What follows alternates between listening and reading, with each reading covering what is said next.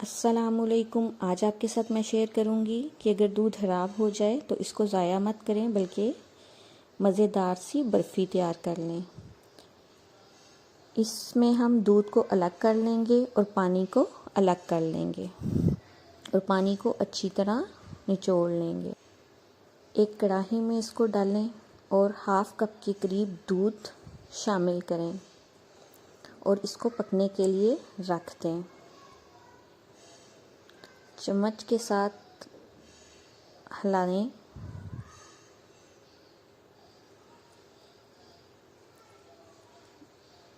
दूध खुश्क हो गया है। अब हम इसमें 2 इलायची शामिल करेंगे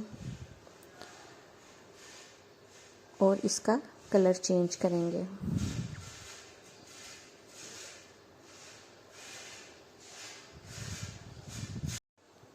जब कलर चेंज हो जाएगा तो हम इसमें 2 टेबलस्पून के करीब चीनी ऐड करेंगे